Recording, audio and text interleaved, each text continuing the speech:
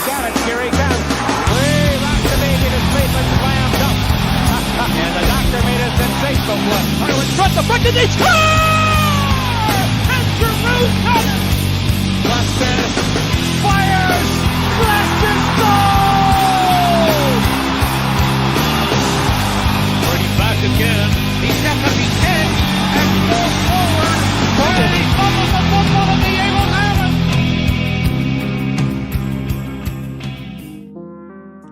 We welcome you live to another Philly Sports Hour here at PSR. It is just me, just myself here, hosting for the very first time here on the Philly Sports Hour. I'm your host, Matt Brown, here to give you everything with the breakdown with Philadelphia sports in the last couple weeks, I believe. I don't remember the last time we've been live on here, but I'm just happy to be here. So excited to be hosting. So much has happened in the last couple of weeks that there's so much to talk about. So I'm just going to get right to it. We're getting live here. Everybody come on in and listen for the Philly Sports Hour. And we're going to kick it off with something that I just absolutely can't stand. And that's the Philadelphia Phillies. The Philadelphia Phillies have just been pissing me off so much lately. And it's crazy to think that because just not even a week ago, they're on Sunday Night Baseball, they wrap up a series with the New York Mets, and you think that they're high and ready to go back in to the best of the division, ready to start running away with the National League and start building a lead on these Mets. And that just didn't happen. They take a trip down to Houston. Things do not go their way, and now it just isn't going well. So they go to Houston, and they get swept. Now, every good baseball team goes through a slump, and they've gone through plenty this season. Trust me, it has not been good for them at sometimes.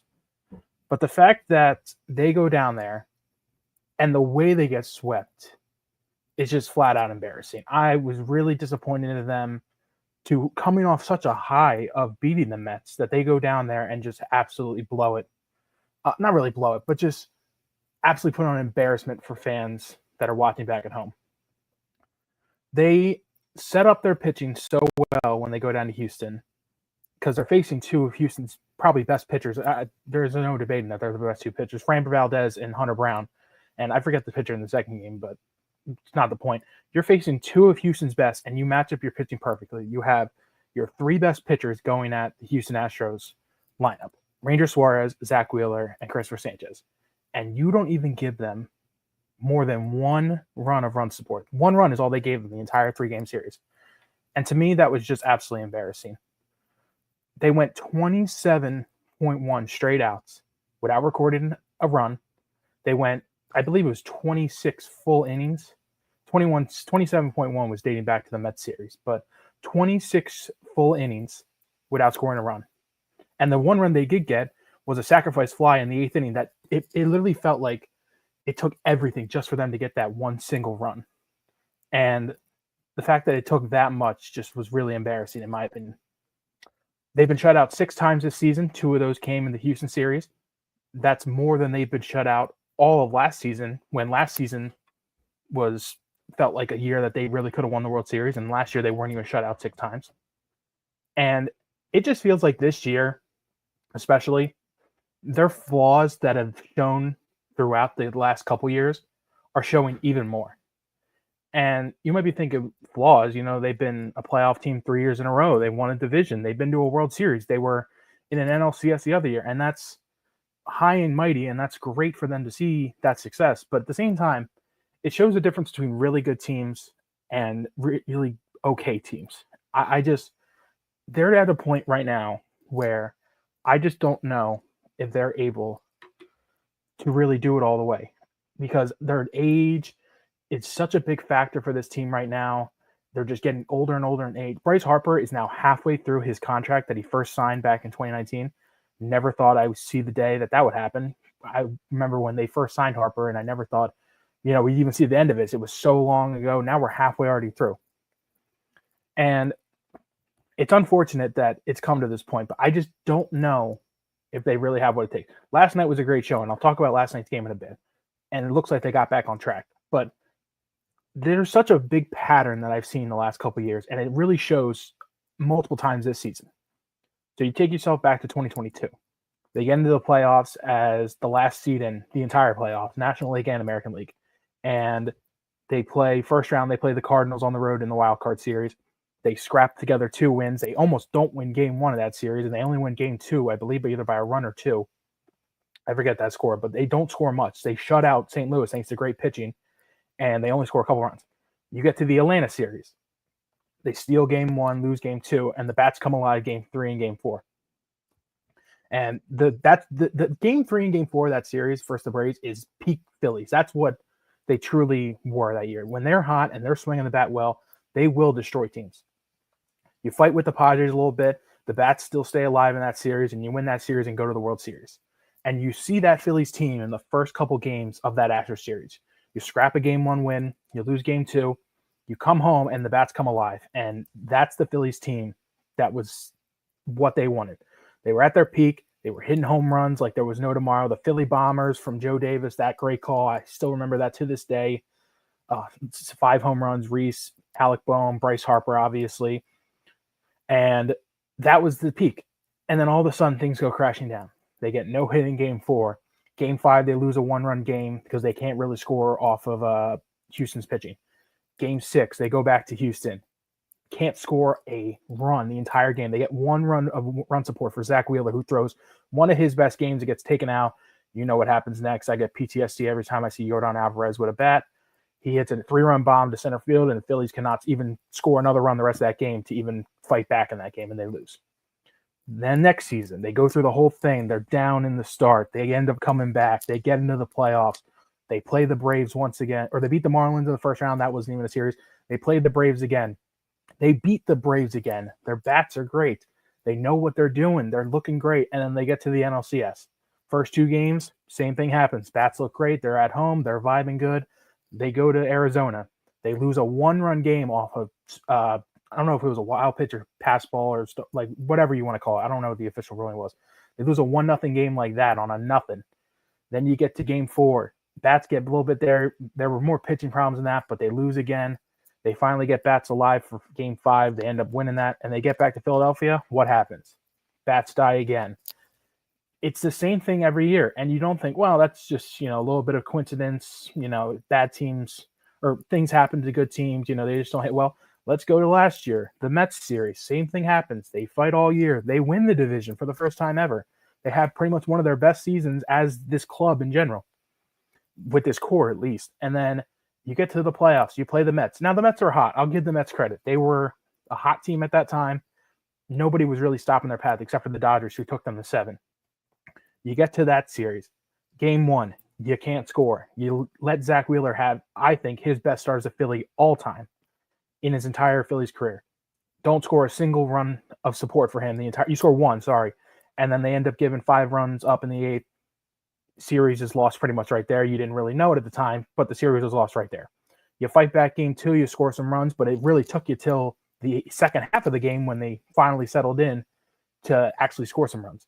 Game 3 and game 4, no run support whatsoever. Mets took advantage of us the entire time. Lindor with that grand slam pretty much sealed the game 4. It was over by then. And once again, the Phillies go down, and you just look to yourself, man, what can they do differently to help this team? And I really don't know if there's an answer. I hope that the answer is getting Bryce Harper back and getting these guys consistently going and changing approaches. They've really changed their approach this season. I'll talk about that in a sec.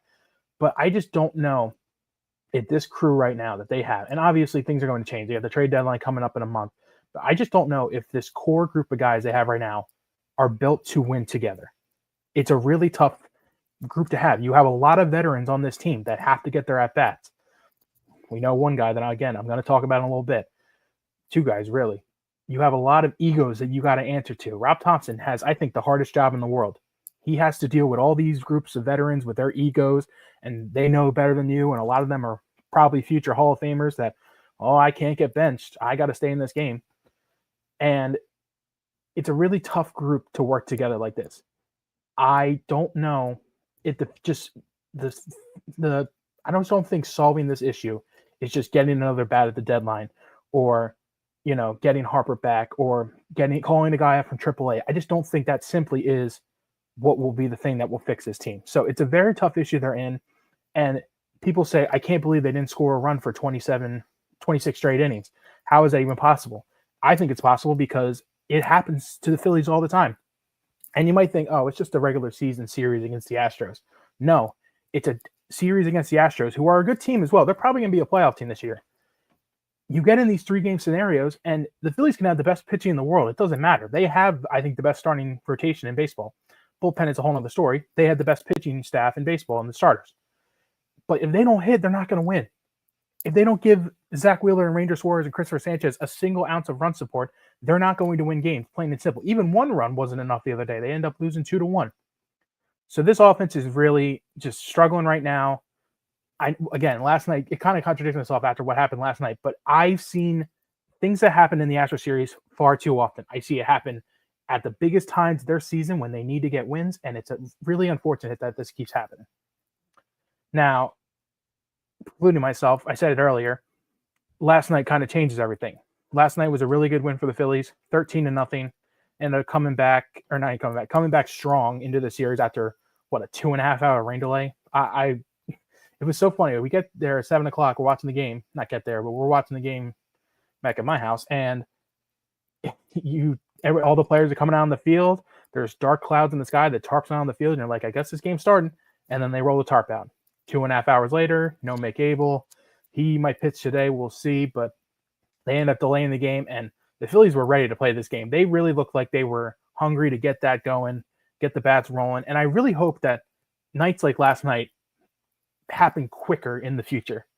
Like, I hope that this team can realize, oh, we just got shut out in the game. Let's not press ourselves and continue to keep pressing and just trying to make things work and trying to force our way to wins and trying to force our way to runs, and just let it happen natural. Because if they relax and don't let one shutout game turn to 2 and then another shutout game and so on and so forth, I hope that they can realize we're a good team and we have talent. And we can just hit bombs and we can score runners if we just relax ourselves, hit the other way, take advantage of walks and stolen bases and things like that. They were doing that last night. Trey and Kyle with a double steal turns into runs. Trey was outstanding last night. I'm going to talk a little bit more about him. But I just hope that they realize they can do this even after a bad game. They could do it during a game when they get no hit for 6 innings. I still think that they can come back and score 7 runs in late innings of games against bullpen guys. So I hope last night's game was just something that can be turned into something better in the future. It can be not letting one bad game or one crap couple innings or a couple crap innings turn into even worse things. So that's what I really want to take away from last night's game. But speaking of last night's game, Trey Turner, 4 hits in total. He was a triple away from the cycle. He was absolutely fantastic. Trey Turner, I think, has been the best Phillies player all season. I think he's been their MVP. And that's saying a lot with the great pitching from Zach Wheeler and Christopher Sanchez all season and Ranger Suarez as of recently. But Trey, 4 hits. He had 2 home runs. One was off a position player, but I don't care. A double, a single, another at-bat. Stole a base as well. Kyle Schwarber, 2-run bomb last night as well. Really big to see that from him. He's kind of slowed up in the month of June. The June meme of June Schwarber has really not been as strong as you would want it to be. But I still think Kyle Schwarber is one of the premier hitters in the National League. He has, 25, 26, whatever the amount of home runs is this season. He's still top 3 in the National League behind Shohei and Eugenio Suarez. And he has just been absolutely incredible for them too, especially in Harper's absence these last couple weeks. Nick Castellanos, 3-run bomb. It was nice to see him get going again. Otto Kemp, first career home run last night. I love Otto Kemp. I think he's provided a really good spark for this group that has kind of like been struggling. He was called up during the midst of that losing streak with the Brewers, the Blue Jays, and the Pirates. And he kind of just provides, a gadget kind of guy on the bench, someone who could just be a utility player who can play second, third base, first base, left field, right field, wherever you really need him to play. He's given you a chance to be able to put bat to ball as a right-hander. And I honestly think if his play continues to be very good and Bryson Stott doesn't pick some things up, there might be a conversation about who plays second base in the playoffs versus right-handers and left-handers. So that'll be a really interesting thing. I'm really interested to see how much playing time he gets next week when Harper comes back. We're assuming Harper comes back on Monday against the Padres. That's where signs are pointing to. I'm really interested to see if he goes to left field for Max Kepler or Brandon Marsh or whoever they handle that situation. Maybe they do Kepler and Marsh versus right-handers and then Kemp versus Rojas versus left-handers. I don't really think that's great, but I think they could do that. So it's interesting to see how they move forward with Kemp because it's a really great guy they have. I think he's going to be on this team the rest of this year. I don't think he's getting sent down anytime soon. Even when Harper comes back, I think they're going to send down Buddy Kennedy or anybody, but really Kemp, because Kemp is just, like I said, providing them a spark, giving them something to ride if they need to. He gives you good at-bats. He walks and gets hit by pitches. I think he has 6 this year, 7 this year. He has a ton in the minors too. It's crazy how often he gets hit. But it's good to just see a guy down in the order, batting 7th, 8th, 6th, 9th, like wherever he needs to be in the order, just getting on base, moving the order throughout, and just getting the order back to the top of the order where Trey, Kyle, Bohm can just drive runners in. So it's really good to see him there. But as I was saying, Trey Turner has just been absolutely incredible this year. Trey Turner this season has a 2.9 WAR, up to 11 home runs with 2 last night, a 3.02 average, crossed 100 hits last night, the first player in the National League to accomplish that feat, nonetheless. 37 RBIs, 58 runs scored, 20 stolen bases, 356 average, 465, 356 on base percentage, 465 slugging, 821 OPS.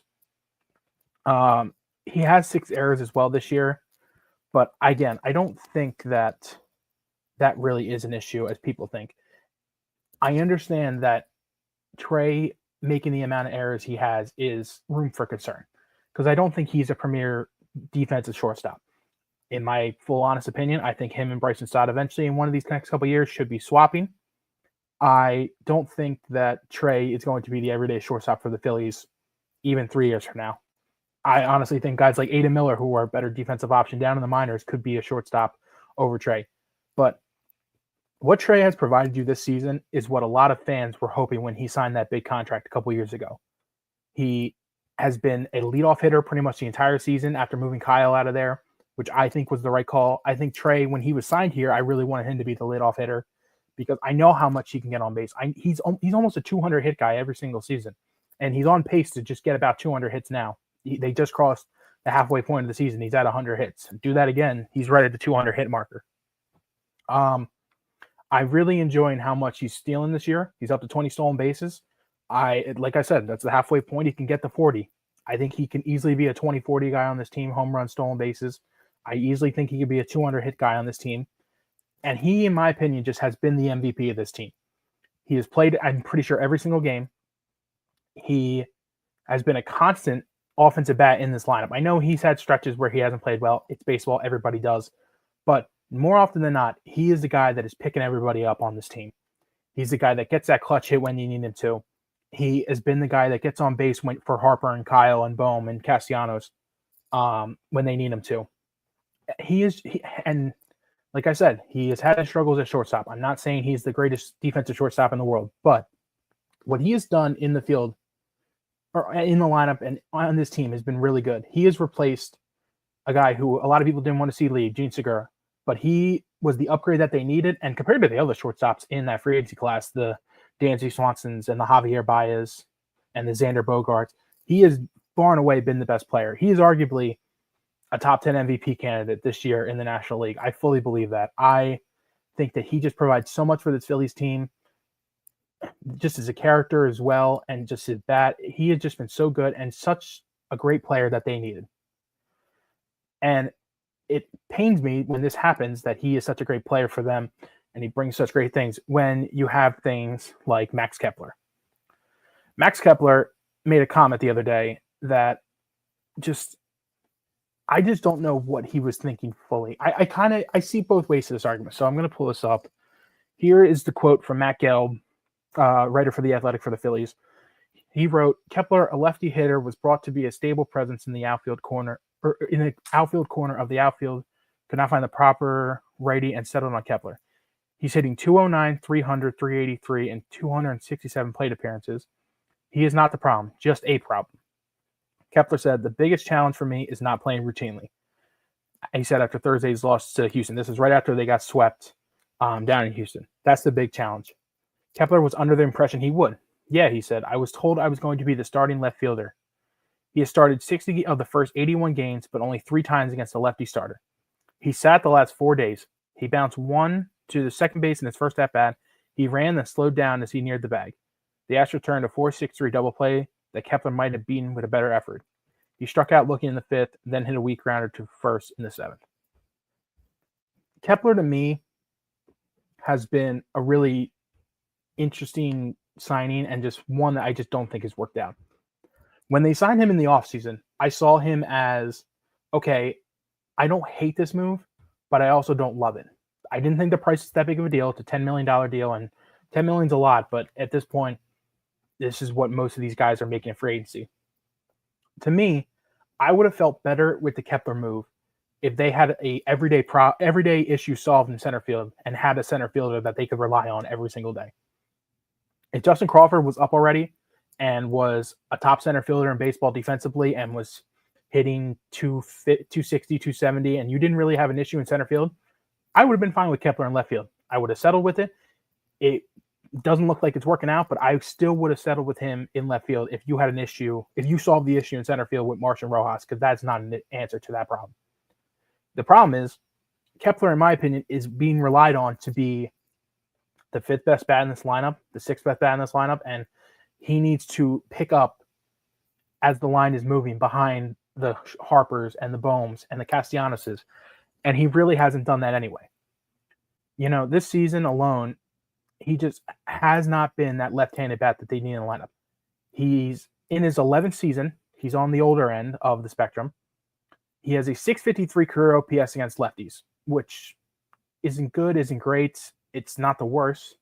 But I also don't know what the Phillies were really thinking they were getting with Kepler. His best season of his career was in 2019 when it was the juice ball year for baseball. Everybody was hitting tons of at-bats. That Twins team that he was on was, I think, first or second in MLB history in most home runs. Like, they had guys that you've never even heard of hitting like 25 bombs. Nelson Cruz, I'm pretty sure, was almost at like 50. He was in the 40s, I'm pretty sure. And Kepler himself was, I'm pretty sure, in the 30s.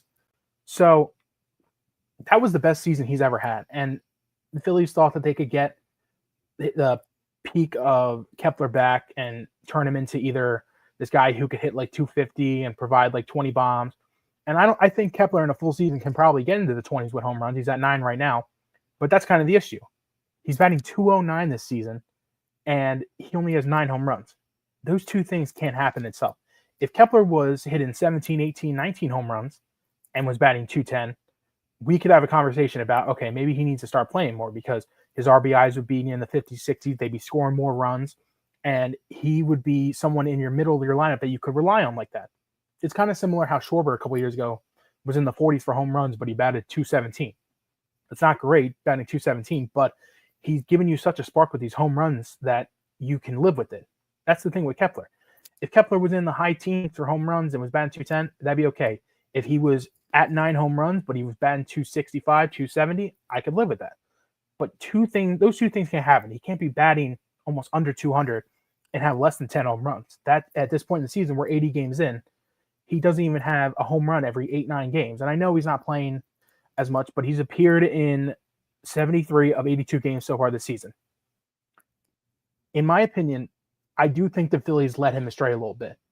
I don't think that they fully intended to give him that left field spot every day, although I think they pitched to him that you're going to be the everyday left fielder. And I don't really think that's right. But at the same time, Kepler was given this opportunity. And he has to know that if he's not going to play well, then decisions are going to be made. And putting comments out like this just aren't great for the team. And I understand he's frustrated and you want to get your bearings out because you want to play every day and you want to be a player in this league. But at the same time, comments like that are things that get you DFA'd. And I'm not saying that this will be Kepler's last series, but it's going to be a rude awakening for him when he gets back into Philadelphia because a lot of fans don't like seeing him trashing this team. So in my opinion, I see both ways on this. I can understand why he's frustrated. I can fully understand why he made those comments, but at the same time, I don't think it was fully right. So I think that they need to figure out either keep playing him versus these lefties, and if he just doesn't put up the numbers, then they need to just let him go, DFA him, try to trade him maybe at the deadline coming up, and find a new answer in left field because it just isn't working out. And it's crazy saying that because they have an issue in left field, they have an issue in center field. But I don't know if they can solve both of them at this deadline. But in my opinion, I don't think Max Kepler is going to be the starting left fielder on this Phillies team post July 31st. I think at this point, they're going to look for a right-handed bat that can probably play left field. There's some guys that you definitely can go after. Adolis Garcia is probably my number one right now with the Rangers. He seems like the guy that could be on the move. He just doesn't seem like it's working out with Texas right now. Texas is struggling once again. I think that could be a guy that could really work out there. With the Phillies, I feel like he's been kind of rumored for the last couple of years, but Adolis Garcia is one. Taylor Ward's another. Ward is a guy who really just isn't on a big map because he's with the Angels and they just haven't been good. Oh, they're having a good season this year. But I think that could be someone who could gel really well with this group. I feel like he fits in like a glove, and I know we're training for another Angels player. I don't really know if that would work out. You could do Mike Trout, but again, I don't know what that kind of trade would look like or if Mike Trout really wants to get traded. I know it's crazy because it feels like he wants to be in Philadelphia all the time. He's from here, Tom's River. He's an Eagles fan. I think they could make a trade out, but I don't know a midseason trade if that's something that they could do for Trout. You could always Luis Robert you can go and get. He'd probably play more center field, but that's another right-handed bat. And then there's the issue of Harper can move to left field. You can acquire a first baseman. You can acquire a Rhys Hoskins. You can acquire a Eugenio Suarez who could either play first or third, and then Bohm can move to first. You can make some things work. So those are the right-handed bats that are available at this deadline. And any of those could definitely happen. I am probably in the group leaning towards Adolis Garcia to be this left fielder. I don't know what that trade would look like, but that's been the rumor mill around the predictions going forward. We'll know more as the weeks come by, but right now we need to talk about a fantastic sponsor of the show, and that's SeatGeek. SeatGeek is one of the best ticketing service apps I've ever used. It's the easiest, most efficient way to buy your tickets. Each seat is given a green, red, or yellow dot indicating whether purchasing that ticket would be a good, bad, or fair deal.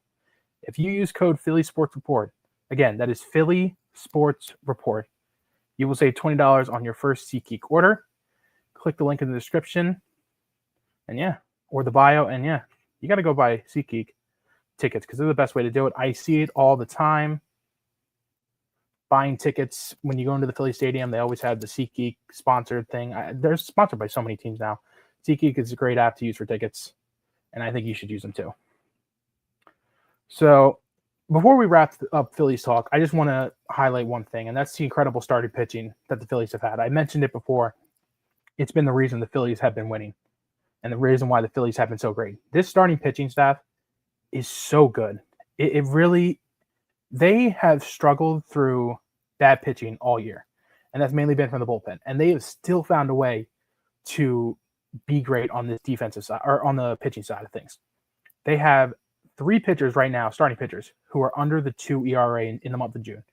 Zach Wheeler is at a 1.17, Ranger Suarez is at a 1.3, and Christopher Sanchez is at a 1.85. Their other 2 starters, Jesus Luzardo is at a 5.85. He has not had a good month of June, and Mick Abel's been a 4.67. He's a rookie. We're not going to really get into it that much. But this team is going to be as good as their starting pitching is, in my opinion. The more they ride the starting pitching, the better it's going to be. They're going to have to rely on them in the playoffs. They're going to have to be the thing that really drives this team. Because the offense, obviously, until they get more consistent with the offensive side of the team, I just don't know if they're going to be able to really ride the offense for more than a game or two. So that I just love how great this pitching staff has been. But then there's another issue of the bullpen. I think the bullpen can be addressed later. That we'll see what happens with that. But part of that with the bullpen and the starting pitching is Aaron Nola when he comes back. Aaron Nola was down in Atlanta this weekend. He was throwing some bullpen sessions. He's trying to ramp his way back up with this team. I don't think it's going to happen until after the trade deadline. But when Aaron Nola comes back, I'm really interested to see where this rotation moves and what they do, because you have some underlying questions. How will Nola fit back into this group? Who's going to the bullpen? Or will they run with a 6-man rotation? Or what do you do with Ranger Suarez? And Ranger Suarez is a really interesting one. He has been so great since he has come back to this team from injury at the start of the year. I mean, he has been otherworldly. I mean, a 2.08 ERA. He's 6-2. He's at a 2.8 WAR in just 10 games so far this year. He's at 65 innings and 59 strikeouts. I mean, what more can you ask for this guy? And it's unfortunate that it's come to this point that in 4 months, when the season's over, or 5 months if you include the playoffs, Ranger Suarez will be a free agent. He's not going to get signed before this season ends, most likely. I would love if they do. I'd love to re-sign Ranger before he even goes into free agency. But left-handed arms are so valued in the pitching world, and starting pitching as well is so valued that I don't know what they should do with Ranger Suarez. Do they keep him for the rest of the season? Because they really feel like they need him. Because when they roll out Ranger, Sanchez, and Wheeler, they're 3 of the best arms in the entire MLB.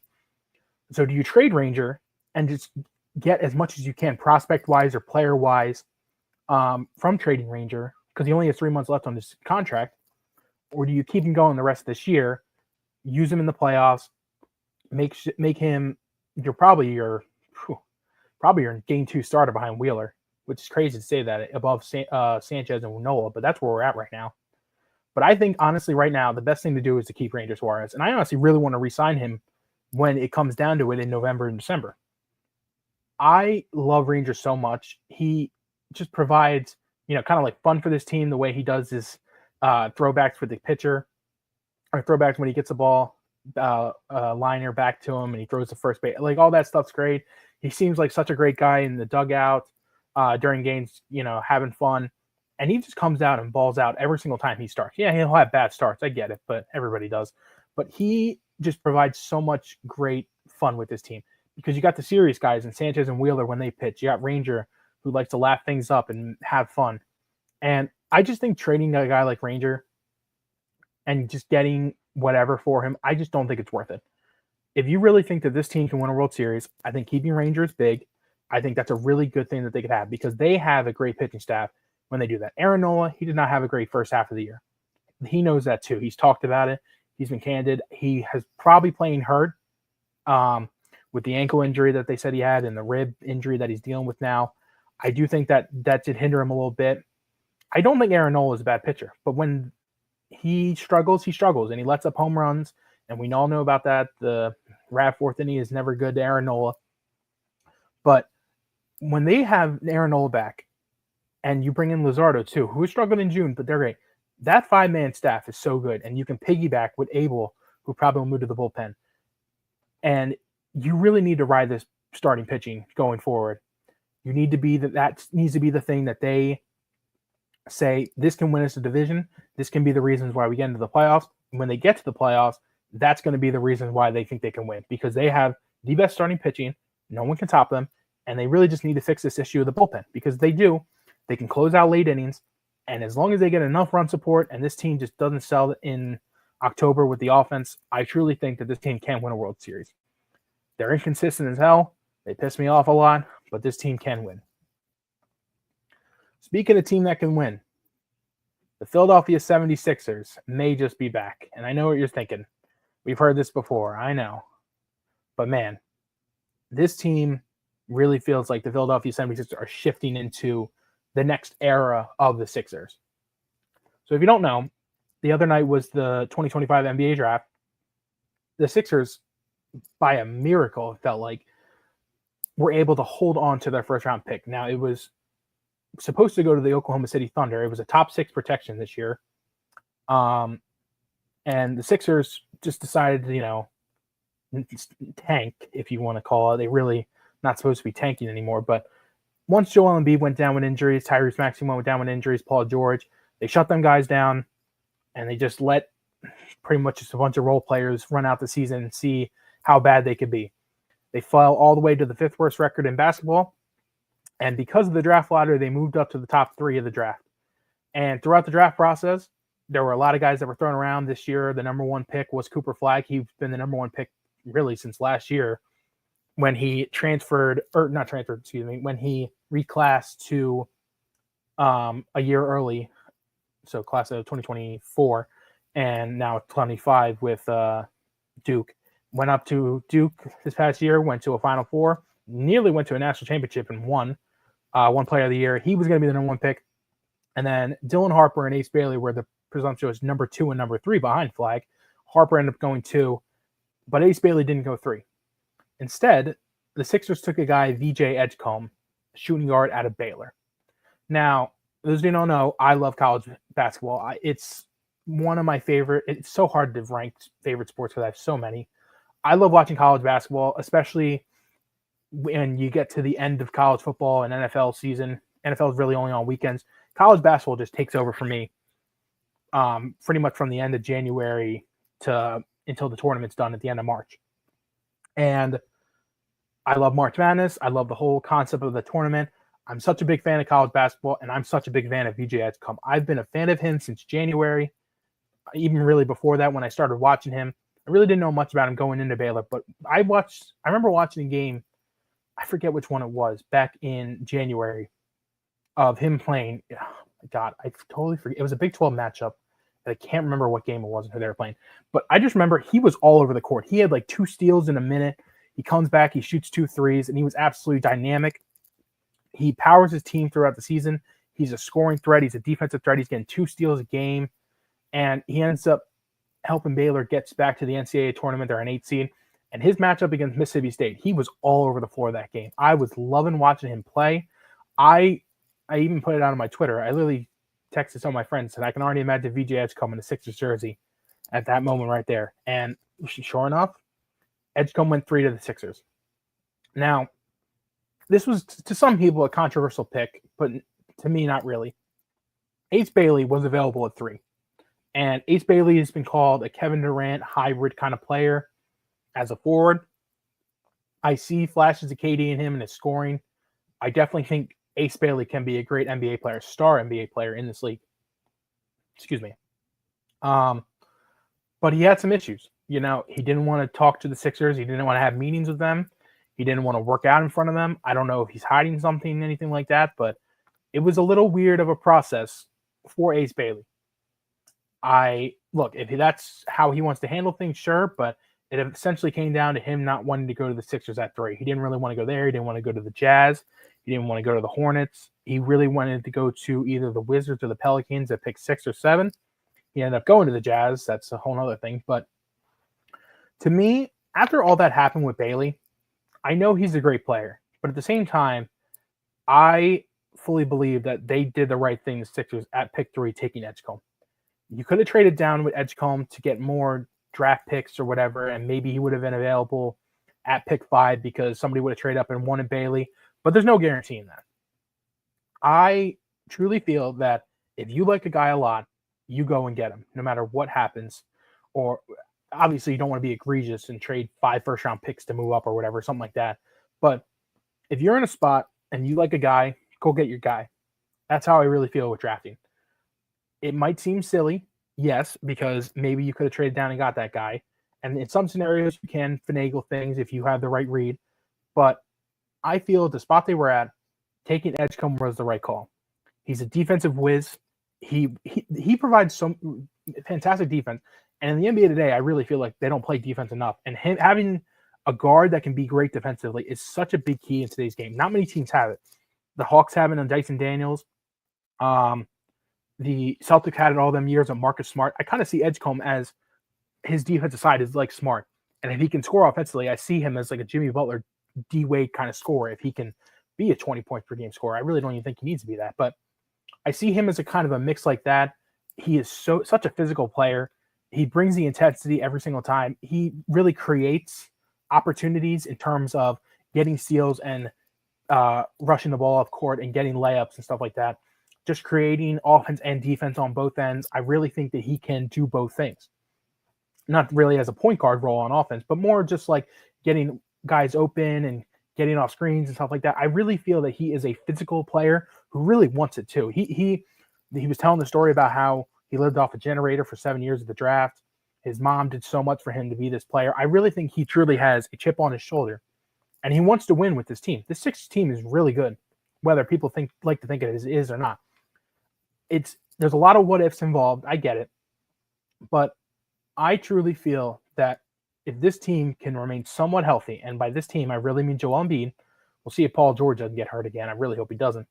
But if Joel Embiid can get to the playoffs without being deadly injured, like his knee is falling out of his socket or his ankle is in half or, the Bell's palsy, or like if he can just get to the playoffs without being so beat up, I truly think with a really weak Eastern Conference that the Sixers can at least make the Eastern Conference Finals next year. They're bringing back Tyrese Maxey, Jared McCain for their point guards, their guards really. They bring in Edgecombe for the backcourt, and they have a guy, Quentin Grimes, who they just traded for, who was probably their best player in the second half last year. I know that's not saying much because they weren't really that good, but Grimes was taking a lot of the scoring for them, and he's not going to be relied on, obviously, to score 25 a game when he gets back here because they're going to have so many other guys. But having a guy like Grimes as maybe your fourth best guard is fantastic. I think they had the best backcourt maybe in the entire NBA. They had the deepest at least now. It was the Pacers before Halliburton got hurt, but now he's out for the season. And they have some weak spots at the wings and the forwards. Like it's a really weak spot on their team. It's probably the worst spot. I do think they really need a true power forward. I really like guys like Jalen Johnson, Cam Johnson, maybe an Obi Toppin, and the Pacers trade off him with them knowing that they're probably not going to be as great, and they can get someone like that. There were talks about getting off Paul George's contract. I don't think that's really possible anymore now that the Sixers are past the draft. But they're going to need Paul George this year, and I think they're going to give them one more year to run it back, and they're going to roll out a lineup with probably Maxey, McCain, maybe one of Grimes or Edgecombe, maybe not. I don't know. It really depends on what they're going to do at the 3 and the 4. If they're going to start Paul George at the 3, I think he probably starts more at the 4, and you roll with a small guard lineup, probably with Grimes starting to start off the year, and then Embiid at center if he's healthy and ready to go, which I think he will be at the start of the year. Maybe not in the training camp. I really hope he is, but I do think that Joel Embiid should start the season with the Sixers opening night. Should be good to go. Like I said, the wings and the forwards, it's a little concerning right now. They just signed Justin Edwards to a new 3-year deal. I really like Justin Edwards. I think he was kind of in a really bad spot with that Kentucky team when he was in college, and that's why he kind of fell in the draft. But I think that Justin Edwards could work really well on this team. Him and Grimes were probably the two best players on this team post-February for the Sixers because they were doing majority of the scoring. They were doing majority of the play running. It was going through them. And then Yabusele, who we'll talk about in a sec. They were two of the players that I really liked from this team, and I really hope that they both came back, and they look like they're going to. Grimes is a restricted free agent. The Sixers can match any offer, and I think they're going to match any offer that Grimes accepts, and I think Grimes will be back. I think they're going to try to re-sign him anyway to their own deal. Another interesting one is Gershon Yabusele. Yabu is coming off a really great year with the Sixers. He had a great showing in the Olympics. He comes over on the Sixers on a cheap deal, plays power forward, and is a really good player for that. He was reliable all season. I think he played the most games for us, either him or I think it was Ricky Council, actually, which is crazy. He's another name we'll talk about in a sec, what they're going to do with him. But yeah, I think if they can get Yabu back, I know he's gonna get a lot of interest from teams on some lower end contracts, probably like anywhere from the $5 to like $10 million range. So someone will give him a deal. I really hope I think he really liked playing with the Sixers. I think he wanted to play with Embiid, didn't really get that opportunity. I think he wants to come back and play next to Embiid as well.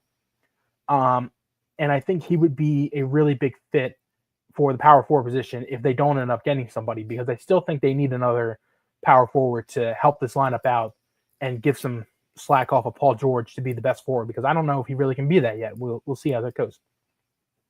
There's another guy the Sixers just drafted, Janai Broome, out of Auburn. Broome was a Player of the Year finalist for this past season in his 5th year in college. Spent 2 years at Morehead State, 3 years at Auburn.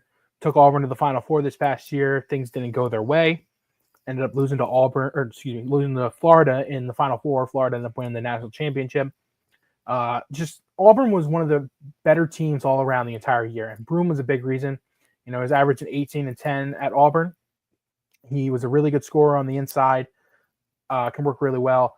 His vert scares me a lot. He really wasn't looking like he couldn't jump that well at the combine. He only jumped 24 inches, which is not good. I don't love the pick. I understand what they were doing by the pick. I think they needed a forward, and they got one. And his age is concerning. I believe he's going to be either 23 or 24 when the season starts. He's going to be 23 next month. And, just because you're older doesn't mean you're a bad player. We've seen a lot happen. Jalen Brunson came in as a second-round pick and he fell to the second round because he was 20 for some reason, and that was a concern. I don't really see why, or 21, whatever it was. I don't really see that as concerning to me. But he fell to the second round because of that. Look at Brunson now. He looks great. There's other second-rounders that come in. They're older. Draymond Green, he's one of the best players of the last 20 years. So just because players are older doesn't mean they're going to be bad. And I think that's a really good example with Broom. I don't want to give him crap because he's older and he can't move as well, because I think he can get some minutes, and he's going to right away. I don't think G League is really an option for him. If he goes to the G League, I think he's going to go there to die. Like, that's just not what he needs to do. He needs to be on this team next year, especially with the help that they need it forward. I think the Sixers can get some scoring out of him. And I think his role becomes even more important if the Sixers lose Yabusele in free agency, because then he's just going to get bolstered right into that starting 10, or not starting 10, the 10 rotation that they're going to have, 11 guys, whatever. And he's going to be called on to play a lot of forward this year next to either George or Edwards or the other small guards. And they're going to rely on him to get the minutes. You got a Dembona too. He's another young guy. He's going to be expected to take another big step. He had a really good rookie year for them for a second-round pick, and he's developing well, they say, and you're hoping that he can provide some minutes for Embiid when he's off his feet. So I'm really interested to see how the rotation looks going forward. Free agency is next week. They have no money. They're not going to sign anybody that isn't Yabusele and Grimes, unless it's like a minimum contract, but I don't think there really is anybody that they can bring in, that they really want to bring in, maybe a shooter, but I don't know who you can get on the minimum if they're a shooter. They have guys who are accepting options. Andre Drummond just accepted his. Kelly Oubre is another guy who you don't really know what to do with. Do you trade Oubre and try and get and use your picks or whatever that you have extra the next couple of years to try and get a power forward like a Jalen Johnson or a Cam Johnson? I think the money wouldn't really work. I really had to see what kind of trade you would have to do that. But if he can stay on this, if he's staying on this team, they're going to rely on him to be probably the backup small forward to Oubre and get some run, or to Paul George, excuse me. And I just don't know what the Sixers are going to look like next year. But I do know that if you have a backcourt with those four guards, Grimes, Edgecombe, Maxey, McCain, you have a half-decent Embiid who can, give you as much as he can during the regular season and get him to the playoffs. You got Paul George, who just has to not force all his shots and just go out there and just let things happen and not have the pressure and everything. I hope second year in Philly, he has the pressure off his shoulder. I truly think that this team could be one of the better teams in the Eastern Conference. I truly think they could be a top 4 seed with the Pacers and the Celtics having down years with no Tatum and no Halliburton. I think the Cavs are a threat. I think the Knicks are obviously a threat. They have the talent. I just don't have the coach right now. I think the Magic are a team that are coming now with Desmond Bane. That trade, Paolo, Franz Wagner, that's a really good group. But I think right there, you have them, and then you got teams like the Bucks who are just really Giannis right now. The Pistons who are up and coming, yeah, sure, but we don't know how great they're going to be. I think the Sixers are in that mix right there. And if they have a good regular season, they stay healthy, they get to the playoffs, I truly think that if they get in good scenarios, that they can make an Eastern Conference final and maybe the NBA finals. Can they win? I don't know. The Western Conference is really good. The Thunder are coming off one of the best seasons of all time. The Rockets, just traded for Kevin Durant. That's a really great deal for them, I think. I truly think getting Durant can push them over the top as a champion. Timberwolves have Anthony Edwards. Luka and LeBron are going to be in a full year now and a full offseason. The West is good. I really don't know if the Sixers can win. But I do know that if they want any chance of getting Embiid to a conference final, this is the year to do it. Embiid, the longer it goes on with him, I just don't know if he can remain in this league anymore with his knees and his issues. because I really think he is one major injury away from being done in this league. So I truly think drafting Edgecombe is a really good move for them. I think it ensures defensive help and gets their future a little bit better right now. Not even their future after NB, but the next couple years, I truly think that he can make an impact with this team. Don't love Broom, but we'll see what they can bring with that. But overall, I do think that that was a good decision. And another good decision is using FOCO. FOCO, real fans need to find the best gear, and that's why FOCO makes legendary gear for the most legendary fans. You click on the link in the description or bio, you save 10% on any in-stock items at FOCO. FOCO is the best provider of gear. Thank you for sponsoring us, FOCO. We appreciate you so much. We got about 9 minutes left before our hour ends. And I want to talk about something that I really don't have a lot of expertise in, but I can see when a team is creeping on getting better. And that's the Philadelphia Flyers. The Flyers, I truly think that they're having a very good offseason. I'm in the minority. I don't watch every single Flyers game. I don't know enough about the NHL and hockey enough. I'm a casual hockey fan. I will watch the playoffs. I will watch a lot of Flyers games, but again, I don't really know. I can't really tell you about every single draft pick in the first round last night. I really didn't know about many going into it. I can't really tell you minor league guys and stuff like that, but I can tell you when I see a team go in a trajectory like this, where the Flyers are on the come up, I can understand that they are there. This past week has been a busy one for Danny Briere. Love Danny Briere. I've been a big fan of his, not only as a player, but I think his team building style has been really good. He realized that he needed to break this team down and just, in a way, restart. And I think he's killed it with the draft the last couple years. I really think that he is on his way of building this Flyers team back to the great team that they were in the 70s and the 80s and the 90s. And I truly think that they're getting ready to make a run at this league going forward. So they traded for Trevor Zegras this week. Trevor Zegras is one of the best young players in the NHL. You traded Ryan Poehling, a second-round pick, number 45 in the 2025 NHL Draft, and a fourth-rounder next year for Zegras. And they were able to do a trade like this for Zegras because of Briere's ability to kind of break this team down. He's been getting and building draft picks these last couple years by trading players and getting off contracts and trading older guys that were just not going to be a part of the next wave of this team, like Claude Giroux, like the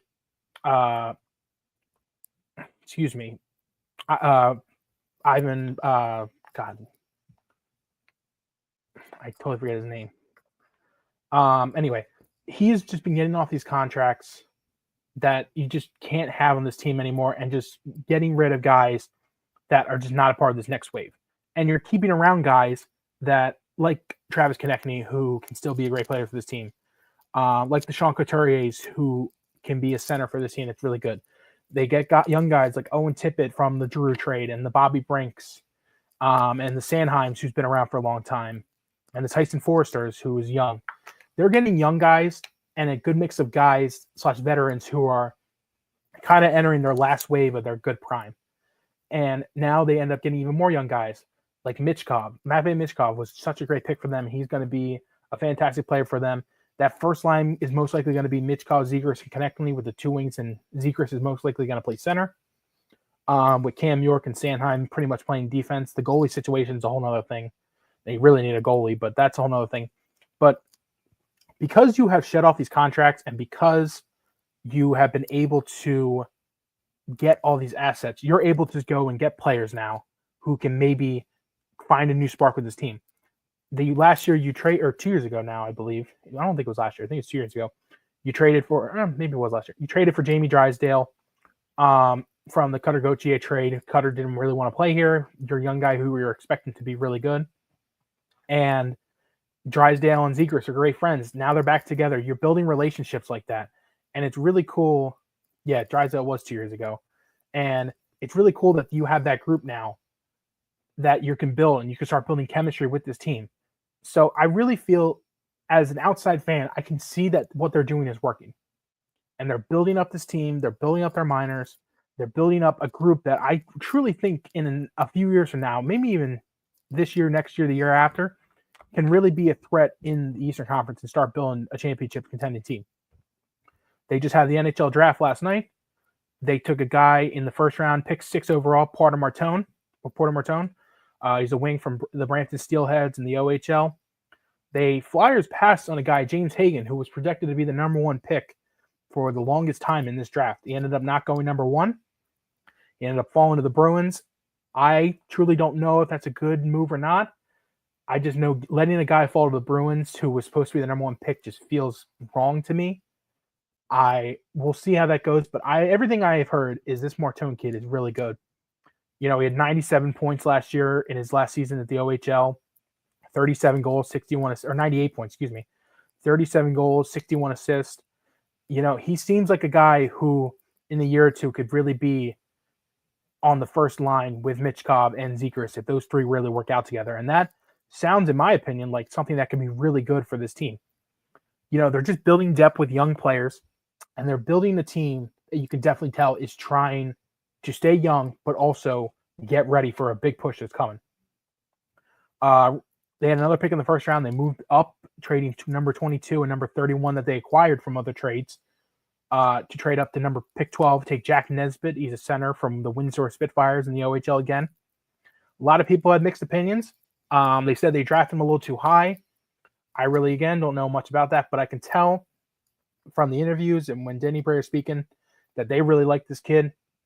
They really feel that he can provide a future to them as a center, as depth, like I said, with the depth of their building. I truly feel that they are on the come up, and I do think that the Flyers need to now put this in motion going forward. They got to get a goalie still. Sam Ersson is just not the answer in net. Fedotov as well, their backup. I just don't think either of them can really be a number 1 option goalie in the NHL. I think Ersson could be a really good backup, like a good number 2, but they need a stud number 1. And having a great goalie is so hard to come by, but if you can get a great goalie, this Flyers team is ready to go. I truly think that this upcoming season could be one where they need to start fighting for close to a playoff, not bottom 5 of the league. I think those years are done. You've gotten your bottom 5 picks, Lachenko in last year's draft, Michkov the year before, Martone this year. Those are the guys that you need to start building upon. And you have it with Zegras now. You just traded for him. You have a young core. So it's the days of Flyers, rolling out the same veterans every single night and just not making the playoffs are almost over. In my opinion, it kind of feels like in the NFL when the Eagles sucked for a year and rebuilt that roster, and then they started getting back, and then the following season they make the playoffs as a 7 seed, and they don't win a game, but they end up making the playoffs, struggle against the Bucks, but they end up making it the following year to the Super Bowl, and look where they are now, Super Bowl champions. I think that this year needs to be the starting ground for this team getting going and possibly being a team that can win maybe not 1 or 2 or 3, like who knows how many titles. But after this year, I think Briere knows it too, that they need to start going because they have the young core and they're ready to start going. That's really all I want to talk about today. So, yeah, Flyers looking well with the draft. Sixers draft, I thought did pretty well. And we'll see if the Phillies can start getting going. So that's going to do it for us today here on the Sports. Come back today, throughout the day, phillysportsreport.com. The NHL Draft Day 2 is starting, I believe, any minute now. Day 2 is rounds 2 through 7. We will have draft pick coverage throughout the day on that, so keep looking for that. Phillies are playing the Braves tonight, 7:15 on Fox. You're definitely going to watch that game tonight. They go for the series win in Atlanta. That'd be a really big game. They're back in first place again. I know I was being all negative, but man, they're right back in first place. So until then, I have been Matt Brown. Thank you for coming out to the Philly Sports Hour. Don't know if we're going to have it next week, but until then, next time I see you, take care. Swing and a drive.